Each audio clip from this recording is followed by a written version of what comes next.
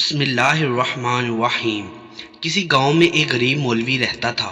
وہ اس چھوٹے سے گاؤں کی اکلوتی مسجد کا امام تھا اور نماز کے علاوہ گاؤں کے بچوں کو قرآن بھی پڑھاتا تھا، جبکہ اس کی بیوی گاؤں کی بچیوں کو مدرسہ پڑھاتی تھی، جس سے ان کا گزر بسر ہو جاتا تھا۔ ان کی ایک ہی بیٹی تھی جو کہ بہت خوبصورت تھی۔ اس کی خوبصورتی کے چرچے دور دور تک پھیلے ہوئے تھے اور یہی بات گاؤں کے چودھری صاحب کے بیٹے تک بھی پہنچ گئی۔ اس نے موقع کی تلاش شروع کر دی کہ کسی طرح ایک بار اس حسین لڑکی کو دیکھ لے، آخر وہ ہے کیا بلا۔ ایک دن وہ مولوی صاحب کے گھر چلا گیا کہ کچھ نیاز وغیرہ دینے کے بہانے مولوی کی بیٹی کا دیدار ہو جائے گا، اور اس طرح وہ اپنے مقصد میں کامیاب ہو گیا۔ جب امام صاحب مسجد میں نماز پڑھا رہے تھے تو اس نے دروازے پر دستک دی اور مولوی کی بیٹی کی آواز آئی، کون؟ اس نے کہا کہ اس کے پاس کچھ سامان ہے جو چودھری صاحب نے بھیجا ہے، وہ لے لیں۔ لڑکی نے کہا کہ آپ دروازے میں رکھ دیں، میں اٹھا لوں گی۔ اس نے سامان رکھا اور وہیں انتظار کرنے لگا۔ جب لڑکی نے سمجھا کہ سامان رکھنے والا چلا گیا ہے تو اس نے سامان اٹھانے کے لیے دروازہ کھولا تو اس لڑکے نے اسے دیکھا ہی نہیں بلکہ اس پر عاشق ہو گیا اور وہیں اپنا دل دے بیٹھا۔ لڑکا گھر آیا اور ضد پکڑ لی کہ اس نے شادی کرنی ہے تو مولوی کی بیٹی سے ہی کرنی ہے۔ چودھری صاحب اس رشتے کے حق میں نہیں تھے۔ انہوں نے بیٹے سے کہا کہ میں جا کر مولوی صاحب سے بات کرتا ہوں۔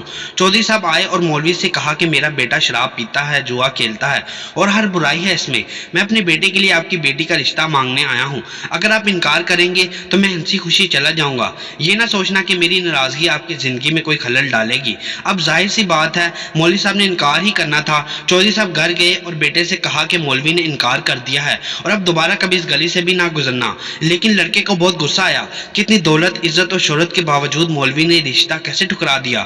میں ضرور انتقام لوں گا۔ اس نے دل میں انتقام کی ٹھان لی۔ ادھر مولوی صاحب کی بیٹی بیمار ہو گئی اور اسے پیٹ میں درد شروع ہو گیا۔ پہلے تو وہ گھریلو ٹوٹکوں سے علاج کرتے رہے، لیکن جب بیٹی کا پیٹ پھولنے لگا تو وہ گاؤں کے واحد حکیم کے پاس چلے گئے۔ اس وقت الٹرا ساؤنڈ وغیرہ اور جدید آلات تو نہیں تھے، لہٰذا حکیم صاحب نے بچی کی نبض چیک کی، پیٹ درد کی شدت کا جانتے ہوئے بتایا کہ آپ کی بیٹی حاملہ ہے۔ مولوی کے گھر میں تو جیسے کہرام مچ گیا، ایک قیامت آن پڑی۔ مولوی نے بیٹی کو بہت مارا پیٹا کہ کس کے ساتھ منہ کالا کروائی آئی ہے، اس کس کا بچہ ہے تیرے پیٹ میں۔ ایک دو بار اسے قتل بھی کرنا چاہا لیکن میں بیچ میں آ گئی۔ اسے یقین تھا کہ اس کی بیٹی بے گناہ ہے۔ وہاں ان کی بیٹی بھی اس امتحان پر اللہ سے امید لگا کر بیٹھ گئی کہ اب کوئی معجزہ ہی اسے نہ کردہ گناہ سے نکال سکتا ہے۔ ادھر چودھری کے بیٹے نے جب 2-3 بار مولوی کو بیٹی کے ہمراہ حکیم کے پاس جاتا دیکھا تو حکیم کے پاس چلا گیا۔ تھوڑی سی رقم ادا کی تو حکیم نے ساری بات اگل دی۔ چودھری کا بیٹا واپس آیا اور گاؤں کے مراسی کو کچھ رقم دے کر سارے گاؤں میں اعلان کروا دیا کہ مولوی کی بیٹی بغیر نکاح کے حاملہ ہو گئی ہے۔ گاؤں کی عورتیں مولوی کے گھر آنے لگیں اور پوچھنے لگیں کہ ایسا کیا ہو گیا کہ بیٹی کو یہ گناہ کرنا پڑا، اس کی شادی کیوں نہ کروا دی، کس کے ساتھ منہ کالا کیا۔ گھر جتنے منہ اتنی باتیں۔ گاؤں کی پنچایت نے مولوی صاحب سے امامت واپس لے لی اور انہیں 1 ماہ کا وقت دے دیا کہ وہ اپنی رہائش کا بندوبست کسی اور گاؤں میں کر لیں۔ گاؤں والے نے بھی اپنی بچیوں کو مولوی کی بیوی کے پاس بھیجنا چھوڑ دیا۔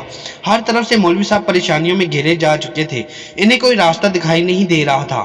ایک دن وہ پریشانی کے عالم میں بیٹھے تھے کہ دروازے پر دستک ہوئی۔ جا کر دروازہ کھولا تو سامنے ایک خوبرو نوجوان کھڑا تھا۔ اندر آنے کی اجازت طلب کی تو مولوی صاحب پریشانی کے عالم میں کچھ سوچنے لگے۔ لڑکا سمجھ گیا اور اپنا تعارف کروایا کہ میں آپ کا شاگرد، بچپن میں آپ سے قرآن پڑھا ہے، فلاں شخص کا بیٹا ہوں اور برابر والے گاؤں سے آیا ہوں۔ مولوی صاحب نے پہچان لیا اور اسے اندر لے آئے۔ اس نے اپنے آنے کا مقصد بتاتے ہوئے کہا کہ اسے معلوم ہوا ہے کہ آپ کی بیٹی کے ساتھ یہ ماجرا پیش آیا ہے۔ مزید بتایا کہ وہ شہر سے حکمت کو کورس مکمل کر کے آیا ہے اور گاؤں میں حکمت خانہ بنانے کا ارادہ رکھتا ہے، لیکن آتے ہی اسے اس بات کا علم ہوا تو اسے یقین نہیں آیا کہ یہ واقعہ سچ ہے اور وہ اس کا راز معلوم کرنے پہنچ گیا۔ مولوی صاحب کو بھی کچھ امید سی نظر آنے لگی۔ اس لڑکے نے مولوی صاحب کی بیٹی کی نبض دیکھی، کچھ تفصیلات پوچھیں اور پھر کچھ سوچتے ہوئے مولوی صاحب سے ایک بکرے اور ایک کتے کا بندوبست کرنے کو کہا۔ جب لڑکی کو دن کا کھانا کھانے سے منع کیا اور بھوکا رہنے کو کہا، اس کی بات پر عمل کرنا پڑا۔ مولوی صاحب اور کرتے بھی کیا، ڈوبتے کو ٹینکے کا سہارا۔ رات تک سارا بندوبست کر دیا۔ لڑکے یعنی حکیم نے گاؤں کی کچھ معزز عورتوں کو بھی بلوا لیا، ان سے بکرے کا گوشت پکانے کو کہا۔ جب گوشت پک چکا تو اس لڑکے نے لڑکی سے کہا کہ پیٹ بھر کر گوشت کھائے۔ لائے۔ لڑکی بھی صبح سے بھوکی تھی، جی بھر کر گوشت کھایا۔ جب لڑکی نے گوشت کھا لیا تو اس وقت تک محلے کے کچھ مزید لوگ بھی مولوی کے گھر کے باہر جمع ہونا شروع ہو گئے کہ یہاں کیا ماجرا چل رہا ہے۔ اس لڑکی نے مولوی صاحب کی بیٹی کو بلوایا اور دوسرے کمرے میں لے گیا جہاں اس نے پہلے سے کتا ذبح کر کے رکھا ہوا تھا۔ اس لڑکی کو بتایا کہ جو گوشت اس نے کھایا ہے وہ اس کتے کا گوشت تھا۔ بس پھر کیا تھا، لڑکی نے الٹیاں شروع کر دی اور جو کچھ کھایا تھا سب باہر آنے لگا۔ کچھ ہی دیر میں اس کے پیٹ سے الٹی کے ذریعے ایک مینڈک بھی باہر نکل آیا جسے سب محلے والوں نے اپنی آنکھوں سے دیکھا۔ جیسے ہی مینڈک باہر نکلا لڑکی کو کچھ سکون سا محسوس ہونے لگا تو وہ لڑکا کہنے لگا کہ اس لڑکی نے کسی ندی یا دریا کا پانی پیا تھا۔ اس وقت چھوٹا سا مینڈک کا بچہ اس کے حلق کے ذریعے پیٹ تک جا پہنچا۔ جب وہ مینڈک کا بچہ بڑا ہوا تو اسے تکلیف شروع ہو گئی اور انفیکشن کی وجہ سے پیٹ بھی پھولنا شروع ہو گیا۔ گاؤں کے سب لوگ اس لڑکے کی ذہانت اور حکمت دیکھ چکے تھے۔ اس لڑکی کی پاک دامنی بھی سب پر واضح ہو گئی۔